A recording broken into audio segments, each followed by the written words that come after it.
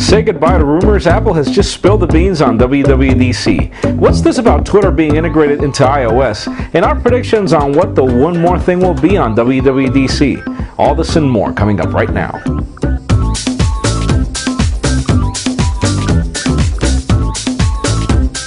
Hello everybody, I'm Jaime Rivera and welcome to the Pocket Now iReview, the show where we go through all this week's cool and the not so cool inside the world of Apple's iOS devices. Let's start this week off with the cool. In the weirdest move in history, Apple has just offered a press release where they make all their WWDC intentions public. No more need for rumors. The document states that none other than Steve Jobs will be releasing the next generation iOS 5, iCloud, and macOS 10 Lion.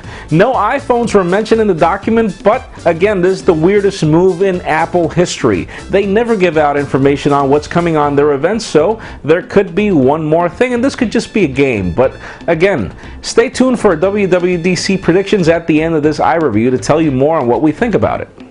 Well, Twitter recently announced that they'll be all about photo galleries from now on, aside from tweets. And well, alongside with that, rumors have just surfaced about iOS 5 bringing deep Twitter integration with photos. Not really sure what to make of it because anything that's deeply integrated into iOS is pretty much just a button somewhere that says upload to Twitter or tweet or upload to Facebook, and that's just pretty much it. Again, it could be just a rumor, but it could also mean that iOS 5 could probably be deeply integrated not only to Twitter, but probably to Facebook, probably to YouTube, in some other ways than we currently know, so stay tuned. In another weird but interesting move, Apple has just released their iWork productivity suite to work on your iPhone or iPod Touch, meaning that, yes, Pages, Numbers, and Keynote that used to only work on the iPad were now downscaled to work on your iPhone or iPod Touch. It's an interesting move because it's kind of weird that Apple didn't wait for WWDC to release this, which could also mean that the Keynote will be so long with new enhancements and good things that, well, they just pretty much thought that iWork wasn't that important and they could just release it now. So if you already had it for your iPad, this is now a universal application. All you have to do is update it and then sync it to your iPhone or iPod Touch, and if not, well, it'll cost you $10 a piece. Well, that does it for the cool. Let's continue on with the not so cool. You would ask, how much music are you actually able to stream over the future iCloud service with the current limitation of only 2 GB of data plans on pretty much every carrier out there? Now, well, the bad news is that you can pretty much only stream 45 hours of music over those 2 GB, and that's if you only stream music, so that's pretty much less than 2 hours a day.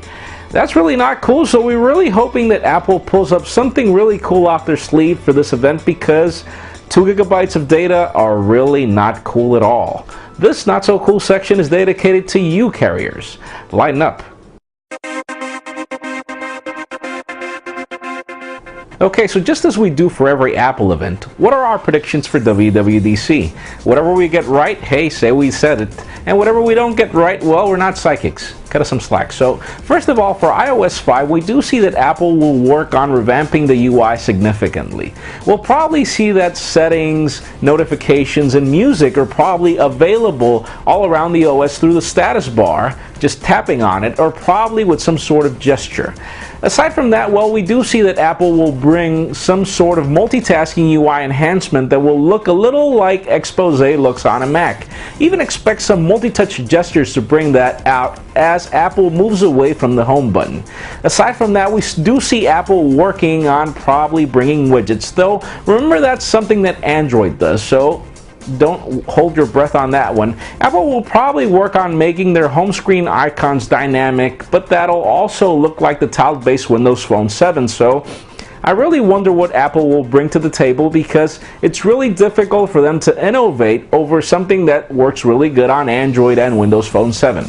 So let's see what they come out for iOS 5. Okay, so for iCloud, we are expecting a whole revamp of innovative services coming to iOS devices. First of all, a full mirror of your device on the cloud. Now, how Apple's going to negotiate this with carriers, well, they'll probably just make the iPhone either a little expensive, or Apple will have to pretty much get rid of a little bit of their premium to have you know, the device costs the same amount of money, but then you'll get an unlimited data plan if you own an iPhone.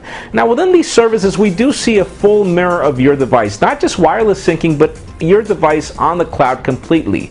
We also see that iCloud will work to bring music enhancements to your iOS device, meaning you'll also be able to sync your music fully to the cloud, and Apple will bring you that enhanced music for whatever pirated bad music you have there. That's going to be kind of cool. Aside from that, MobileMe will merge with iCloud, so most probably iCloud won't be free. Rumors have it that it'll cost $25. Rumors have it that it'll be free. Rumors have it that it'll cost the same $99 that MobileMe costs. So we'll see what happens, because given we don't see those many enhancements for iOS 5, iCloud will really play a big role in it. And if Apple charges money for this, they'll pretty much lose it. So, well, let's see what happens. We do see that everything works just like on the Apple TV, where your music will be streamed from the cloud, and then your device's storage will be used strictly for apps. So let's see what happens, because icons of iCloud have already been popping up. We already know how the logo is going to look, so it's going to be kind of cool, hopefully. And well, no Apple event could be the same if Steve Jobs doesn't come on stage and says, wait, there's one more thing. So what are we expecting for this one more thing to be? We're kind of skeptical, because pretty much Apple has already spilled the beans on what to expect for the event. So given we think that this is a sort of game for stocks and for competition to underestimate what Apple is going to do, we are expecting for Apple to release the iPhone 4S. We're hoping for that, but not really sure what to expect. But what if it is the iPhone 4S? Well, we are seeing Apple bringing the A5 chip to the iPhone 4S, or 5, or whatever they're going to call it. We're also expecting them to bring double the RAM, double the storage for more apps, as apps get larger time and time again in the App Store. Aside from that, we are seeing that it'll be the same iPhone 4 design with the same chassis, only that with a larger screen, and yes, Apple will most definitely work on Glassgate and AntennaGate.